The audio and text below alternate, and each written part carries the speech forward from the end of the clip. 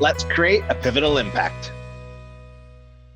Friends in the industry. So I'd like to give a huge shout out to today's sponsor, ComplianceBox. So Truck Focus Podcast is supported by ComplianceBox. ComplianceBox is a tool made by a National Safety Code Auditor that makes generating and tracking important National Safety Code documents in an easy, effective, and efficient way. So you can learn more by visiting www.compliancebox.ca and make sure that you start your free trial today.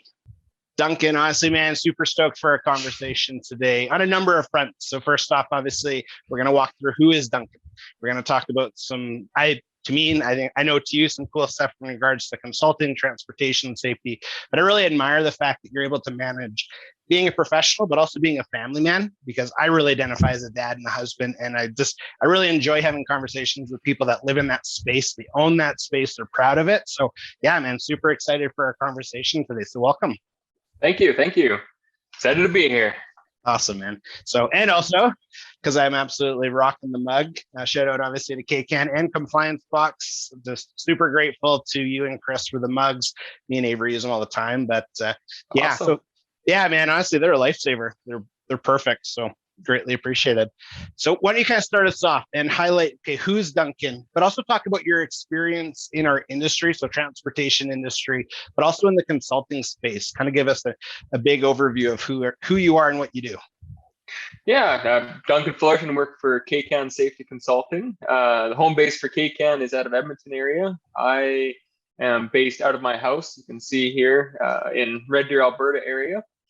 I'm a Saskatchewan farm boy from way back and moved to Alberta. I guess it would have been in grade school kind of thing. So I've never lost the Saskatchewan roots, but at the same time, we're full-blown Albertan raised from that. And it's I got a family here, so that work-life family balance has become important, especially in this season of life that is the last couple of years. And yeah, so my foray into the transportation world, I've worked alongside the transportation world for a number of years, but not necessarily directly within it until the last 3-4 years here.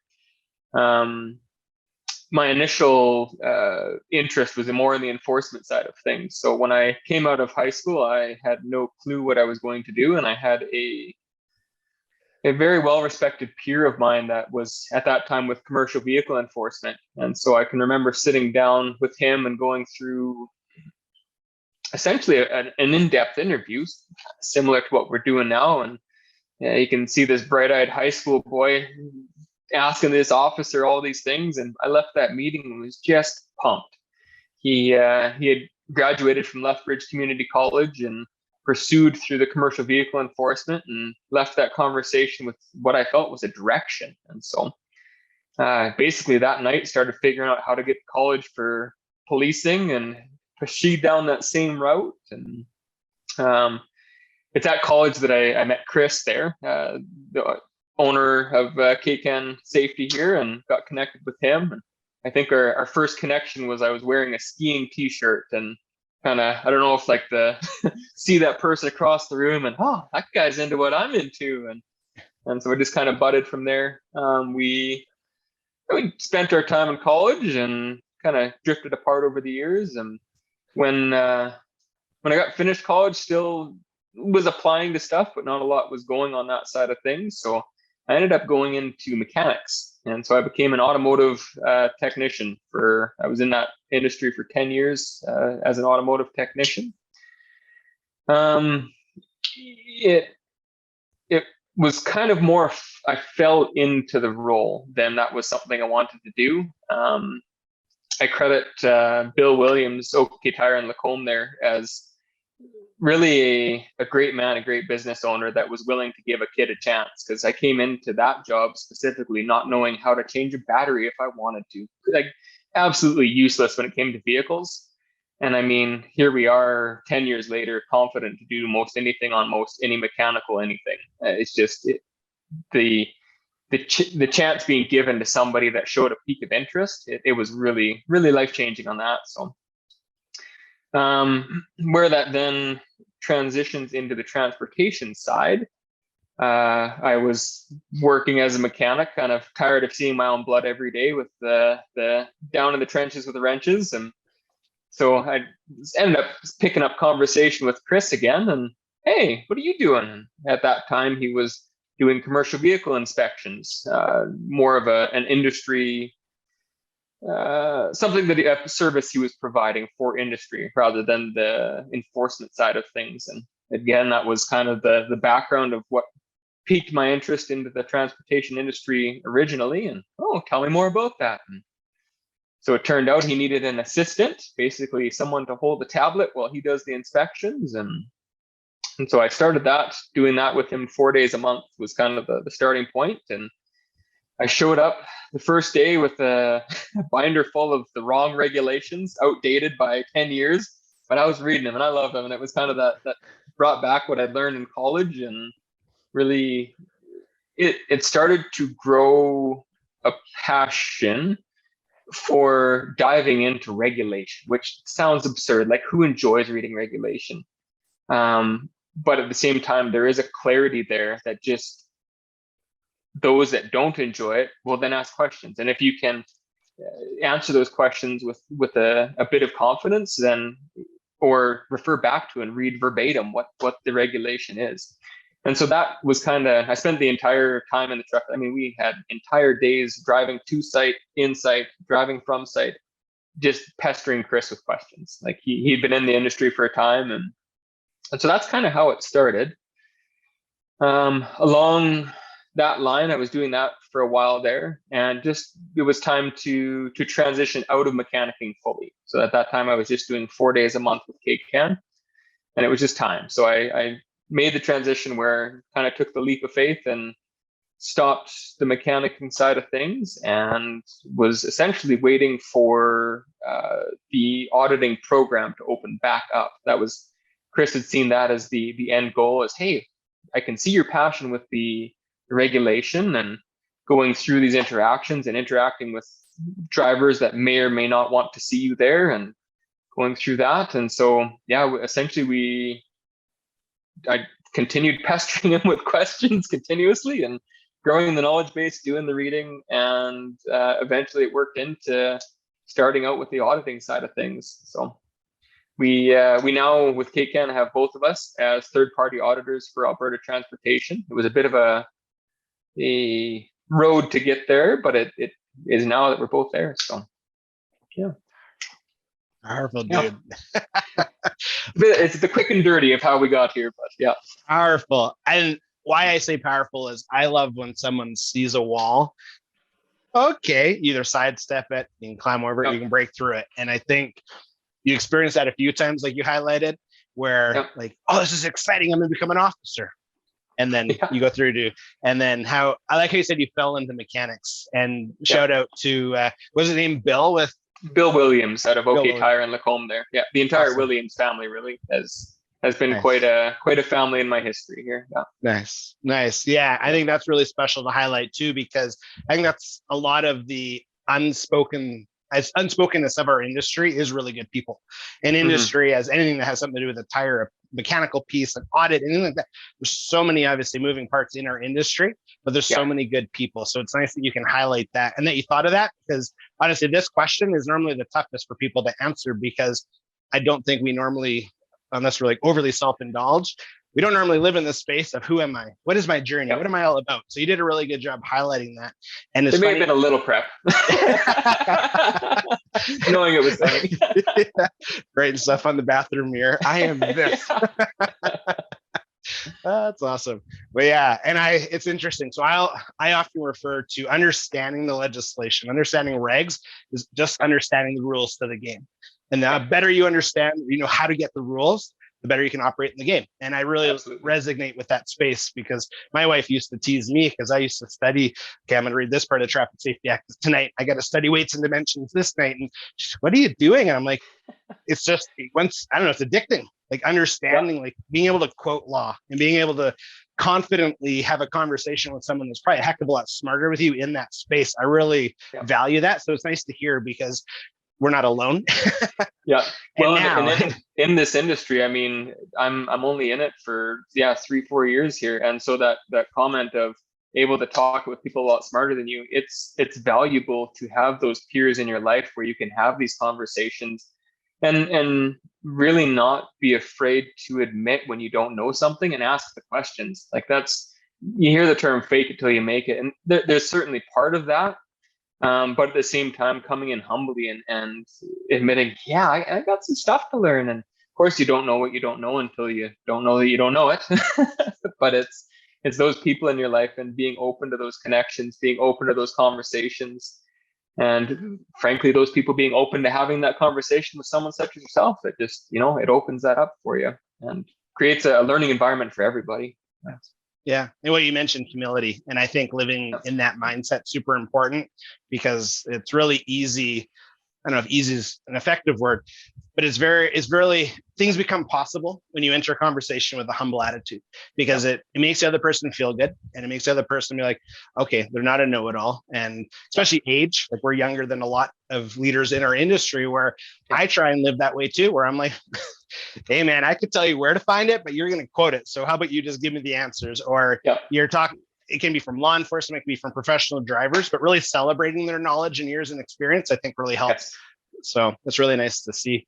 What happened for you then when you were in, was it the 4 days a month, just spending time with Chris? Honestly, shout out to Chris too. Yeah, absolutely. Super good guy. Yeah. Is that kind of seeing him in motion, him in action? Was that kind of the part where you're like, hey, consulting's for me? Was it your ability to understand legislation? Because some people say it's a different language and they can never get it. What kind of, I guess, happened for you to say, you know what, this is my direction. I'm willing to take a leap of faith, give up my Monday to Friday or Monday to Saturday and pursue it. What happened there? Definitely Chris had a large portion to do with it. Just seeing the ability to make simple what a lot of people find difficult. And so a question would come up where, like, well, that doesn't make sense. I heard this on the coffee room table or at the coffee table, whatever. And to be able to explain it in such a way that it is understandable to those that are coming at it with decades of experience sometime and still or maybe just out of habit, out of whatever, doing it a certain way that just may come in a little bit beside the regulation instead of in line with it. But I think the part that drew me in, especially in the commercial vehicle inspecting that we were doing, you're not popular with the drivers in the sense that nobody wants to take the time to do this extra inspection, to waste what they deem as wasting their time.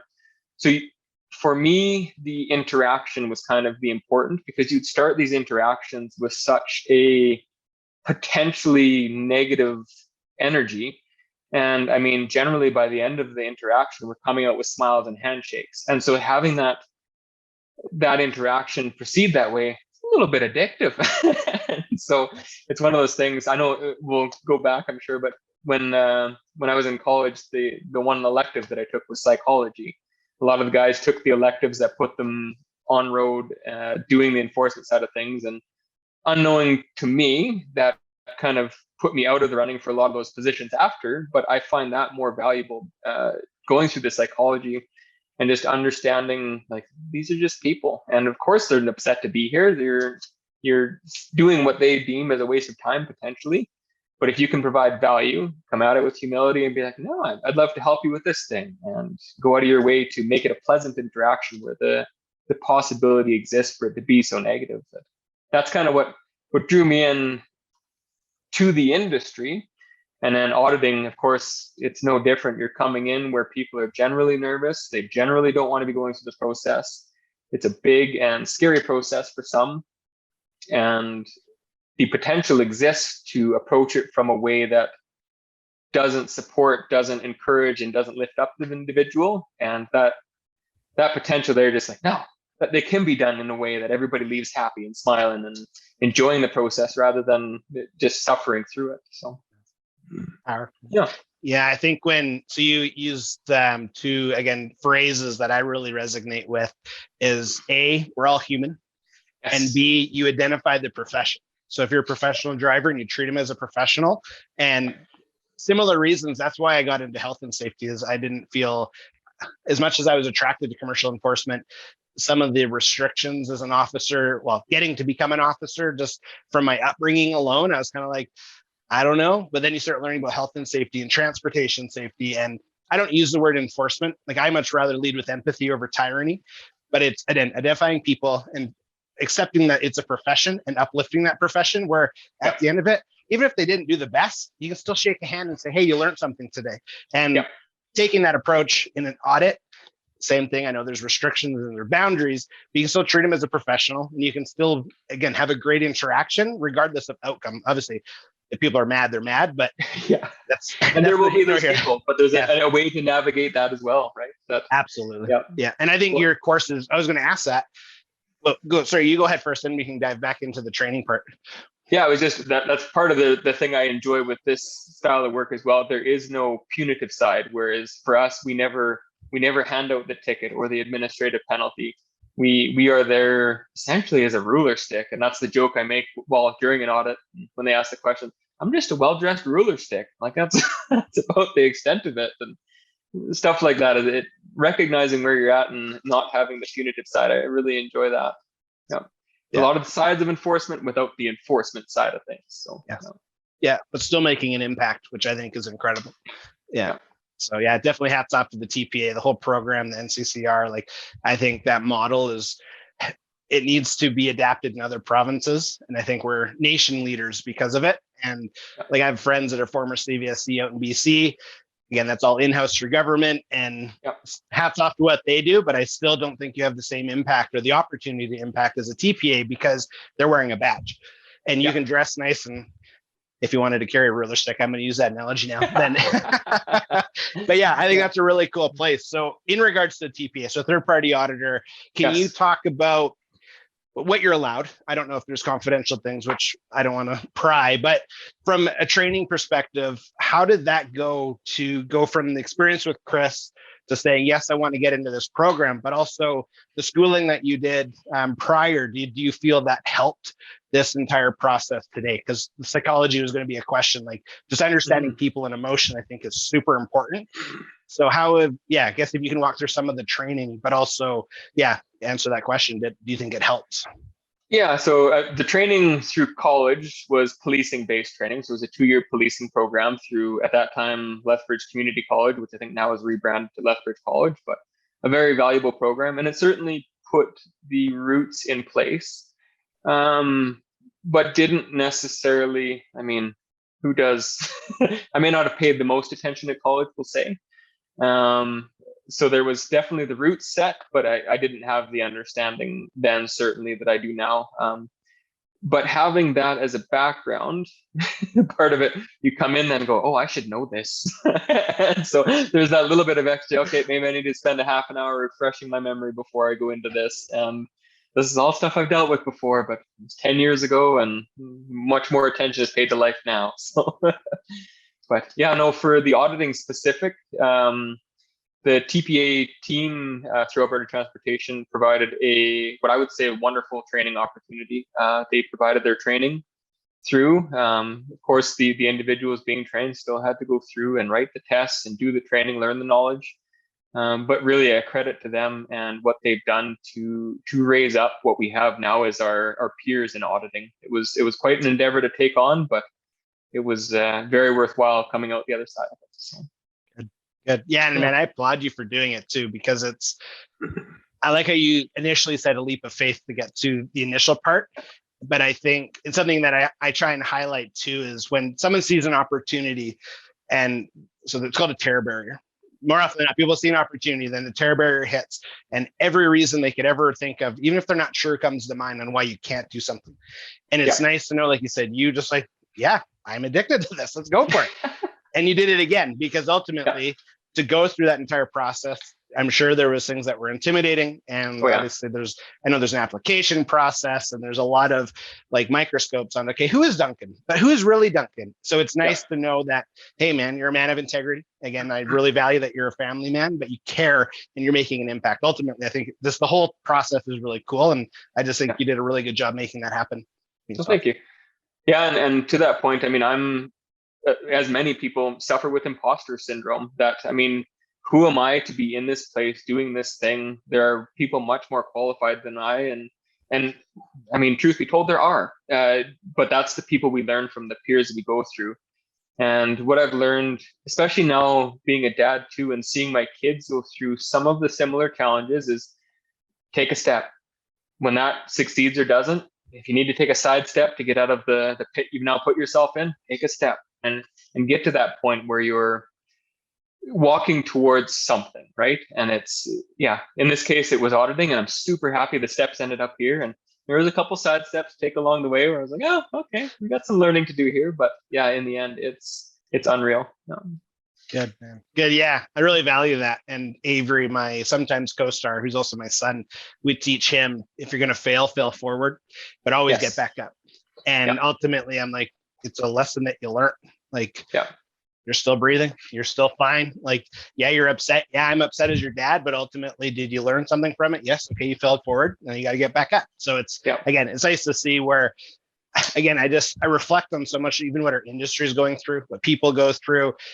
You know, people that have been in the exact same role for 40 years and every breath they take, it's just like, I hate life.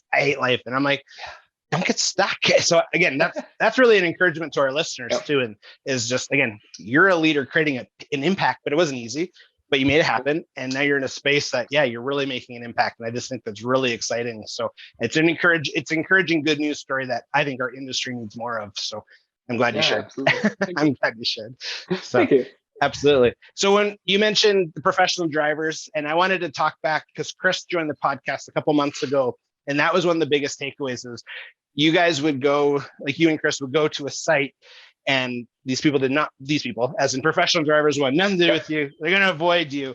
And Chris really spoke on respect, and you've spoken on respect. So is that something that at CayCan, is that like a part of the culture, is we're going to respect people? Is that you naturally, or how do you view respect? Because I can see it's working in your guys' favor. Yeah, no, and I think that is, I mean, right now, CayCan, the outward facing portions of CayCan are Chris and myself for the most part, that we go out, we do the audits and do the inspections and that. But I mean, we have our background crew as well that is supporting us, and the respect is absolutely important, whether it be someone that you're doing the truck inspection on, someone that you're doing an audit on, someone that you're just giving Joe Blow phoned out of the blue and wants to know this thing.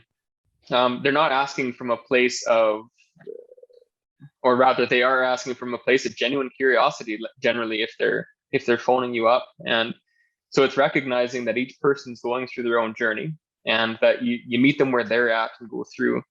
So an example would be, like you say, the drivers. I don't have my class 1, and frankly, I can't back up a truck to save my life, but that's okay because we have talented people that are able to do that.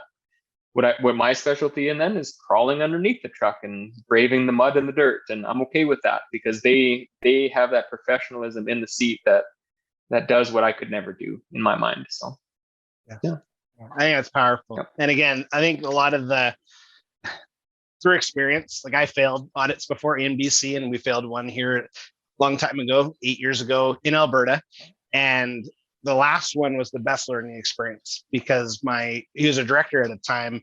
He didn't use the ruler analogy, but I was really concerned, like from a job security standpoint, a little bit of an ego standpoint, because I thought I understood. And he's just like, no, he's like, you now know where you're at. And the auditor was respectful, very nice, and like treated me as a professional so I could keep my head held high. It was a great experience aside from the outcome. But then the domino effect of that 6 months later, we crushed our next audit because you gave us a report of what needed to get fixed. Thanks. And then we cared enough, obviously, to make it happen. But I think respect is really, really big because two people, the auditor himself and our director, they could have stomped on me and made me feel this big. And thankfully they didn't. But I know that exists. So again, those listening, it's nice to hear approach it with respect and really value what they bring. So I appreciate you highlighting that. Well, and that's part of it, is knowing full well. I mean, that exists in any industry, right? It's not just the trucking industry. In the mechanicking industry, that certainly existed. And so it's, part of it is being willing to fail and owning up to when you do as well. That was the big thing, especially in mechanicking. their mechanics get a bad rap for, oh, that was broken before it came in. Nope, I over torqued that and it broke. And now I got to figure out how to fix it, and having that integrity then alongside, because that comes with the humility, the integrity. It all kind of combines into one, right? Yeah, completely agree.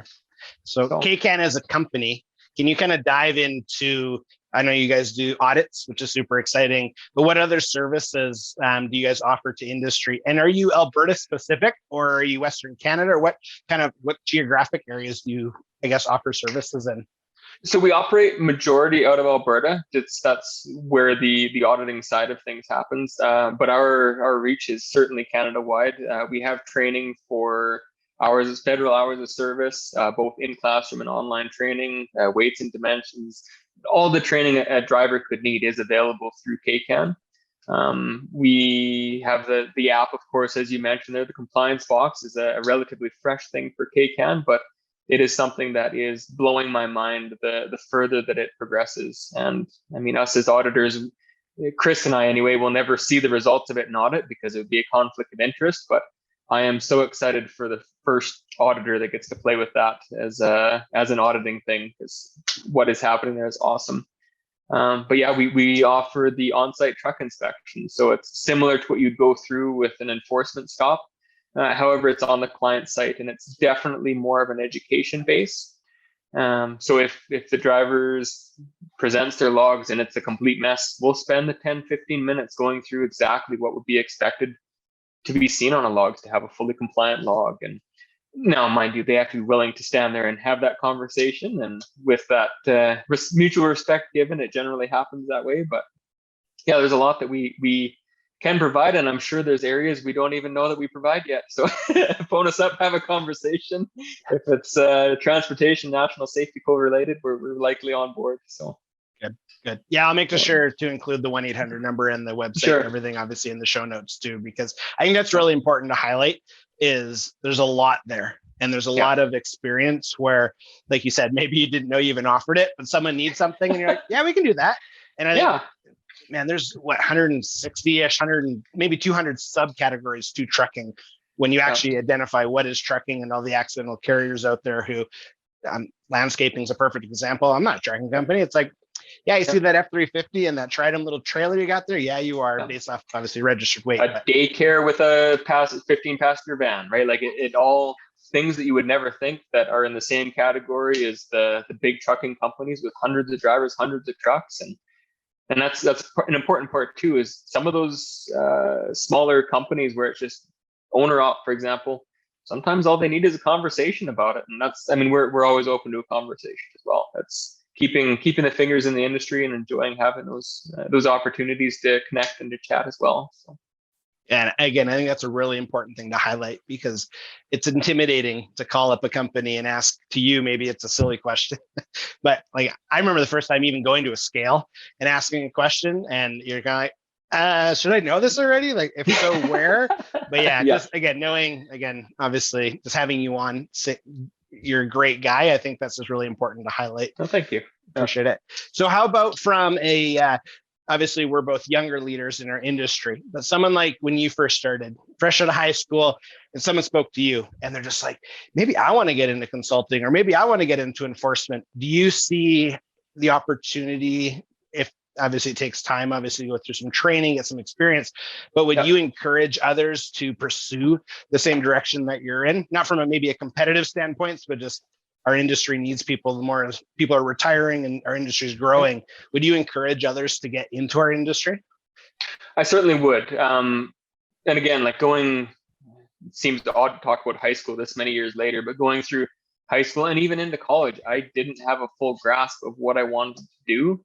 And so this specific role as a transportation safety consultant, I didn't know that existed. And so for those that are coming out and I don't want to say stuck in a rut, but doing what they're doing, looking for something else. I mean, keep searching, keep your eyes open, keep digging at it. For me, an important thing was always, if I did online courses, for example, there's many free course providers out there where you can go and audit a course, but you get to take these courses and learn a thing or two, and that over the years has added up to a point where now, I mean, I hope to be a long timer in this industry now that I've finally found the role I'd like. But at the same time, there's so much that can be done just by striving, learning something new, challenging yourself, and going right back to it, not being afraid to fail at it. That's something something you got to become good at to push forward, like you say. So, yes, yep. Completely agree, man. And I appreciate you sharing that too, because I think, yeah, when you're uncertain, maybe it's your second career, I don't think you give yourself enough credit for everything you actually do know, but also being willing to invest time and energy and sometimes money into training. I think that's really important too. And I was speaking to a mutual friend of ours earlier today, actually, and he was, MTI. It's a statistics course. It's a free course. I think it's MIT or MTI. They apparently offer free, like, different business courses, and he's mid-40s. He's a super rock solid guy, but I was just like, good for you, because we were talking about like the trainings that we're in. So I'm about to take a presenting course and a leadership course, and so he was talking about that, and I think that resonates really well. So again, those that are listening, it's nice to hear there's opportunity for sure. Yeah, well, and I'm currently in a writing course for that reason. I recognize from having never had a desk job into now primarily communicating through email or through writing, there is some definite noticing opportunity to grow. Maybe I try and phrase that correctly. Yes. So, yeah. So I love Grammarly or like that web platform plugin, because I can type really fast, but sometimes it doesn't make sense. And I'm like, I like your suggestion. I'm going to keep that one. Yeah. That's cool. So another, probably one of my favorite questions and topics is when I think about legacy. And I like the expression, leaving something better than you found it. So you enter a room, you have a conversation, you leave. Do you think about, subconsciously or consciously, of course, the impact that you're having day to day interacting with different professionals in the industry? Are you aware of the fact that, hey, Duncan shows up, I have a smile on my face, I'm happy, like, do you prime yourself to create a positive impact, or do you think about that at all, or what's your mindset there? So in listening to your podcast and kind of, I don't know, prepping for this, the right way to put it, but I had never really thought about that question until you prompted it, essentially, and listening to your previous podcast until you prompted with those on it. I don't know that I necessarily consciously go in with that. But I mean, approaching each interaction with that positive outset, it makes the interaction go so much better. And so I think if anything, I would hope that for our industry to be at each positive interaction that you then leave, that person is energized, recharged, ready to go have the next positive interaction. So as far as direct, Duncan did this, I could take it or leave it, but hopefully if we all as a whole start having that, where the mutual respect, like you say, everybody's a human and dealing with their own stuff, you meet them at their level and come at it in a positive light, it almost always results in the next interaction having a little bit of an upgrade, right? For both parties. That would be the hope that would be a cascading effect then. Yes, really resonate with that. And I appreciate the honesty too, because I've had some people say, no. I'm like, oh, that's fine. And I appreciate the preparation, but I'm really, partially why I asked that question is, again, when someone else listens, maybe they notice that they heard it, maybe they didn't, maybe they're just listening to something in the background. But that's one of my ultimate goals, is to create an environment where, like, a dispatcher speaking to a professional driver understands that conversation means something, so that they are noticeably, oh, I used to be this jerk. No disrespect to dispatchers. I have tons of respect for that part of our industry. But that's a very common complaint between those two professions. So it's like, okay, if you can intentionally say, hey, I'm gonna be a little bit nicer or a little bit more clear on this or on that, you're like you just described. I really value that, because it's like, chances are I'm going to see them again, or they're going to see someone again. And if you can improve it just a little bit, ultimately it's how you create a massive impact. So I appreciate that very much. Well, on that note too, especially in that interaction, I look at it this very similar to a service advisor and a mechanic is in my background, right? And to recognize that neither team is out to get one another, but if we work as a team together, everything goes more positive. So if I am working on a mechanic position, for example, and I have something to communicate to the service advisor rather than the short, abrupt whatever that has no hope of fully communicating anything to them, the customer, you spend that extra minute, you write that extra bit out to make it easy for the service advisor to then put their heart at ease. And it just, the entire interaction changes for everybody. And that being conscious of that, it translates perfectly into, like I say, the dispatch, the trucker, the auditor, the auditee, like it in every aspect, having that conscious thought to leave the interaction more positive than you came in. Yeah, yes. Absolutely. Yeah, no, I appreciate that. And that's a really great analogy too, because you're absolutely right. When I used to haul equipment, I'd work really closely with boots on the ground techs. And It was interesting feeling what they felt, because you'd watch that transaction, then I'd go into the building and get the same transaction when I just want my paperwork. What do you want me to deliver? Like, so that's a really great approach. But yeah, I think, again, so it's another call to action, those listening today, is just like, be really mindful, I think, of just, again, and when you're in a position of leadership too, right? Like you are in a leadership role, regardless of your title. So anyway, I think that's really cool. So just with respect to time, I've really valued our conversation today, but as we come to a close, were there any final thoughts you wanted to share? But also, can you just website drop where people can go to visit CayCan? Yeah, so probably the best way to get in touch with CayCan is caycan.ca, CAYCAN.ca. I'm sure you'll put it in the show notes or whatever as well, but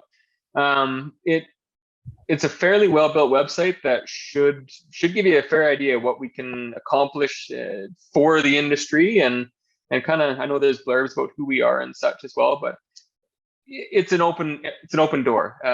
We're open to conversations. We're open to phone calls, emails, just even to get the fingers in the industry too and see what's out there. We value each person that contacts us has their value in the industry, and we love to encourage that. So.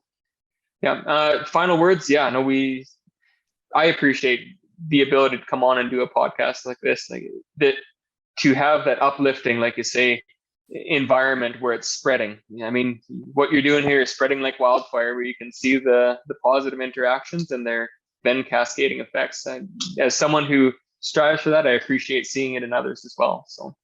Yeah. Awesome. I appreciate that, man. And I do appreciate your time.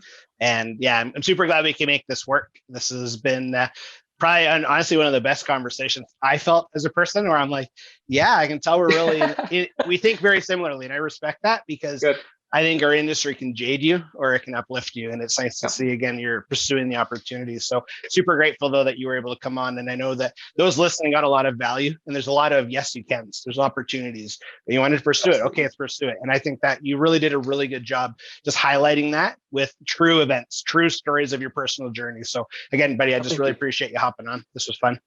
Appreciate it. Had fun as well. Awesome. Okay, have a good rest of your day. I'll talk to you later. You as well. Yeah. Bye. Honestly, Duncan, man, so much value shared in today's conversation, and I really appreciate it. I really appreciate the impact that you're having on so many people in our industry, and I'm just super grateful. And I really admire how much you respect the different professionals in our industry, and because of this respect, it's honestly impacting them as an organization. So I highly encourage you to learn more about CayCan Safety Consulting by visiting www.caycan.ca. And honestly, Duncan, thank you so much again. Keep doing what you're doing, man. It's awesome. I'd also like to give another shout out to today's sponsor, ComplianceBox, and for all the continued support that ComplianceBox has to offer for us, but also our industry. So I also encourage you to learn more about them, visiting www.compliancebox.ca. So before you leave today, make sure that you like this episode, share it out. I know there's tons of people that need to hear what Duncan had to share today, but also subscribe to the channel that you're listening on, because we release content regularly that we are notified whenever we release new information. As always, let's create a pivotal impact. Bye.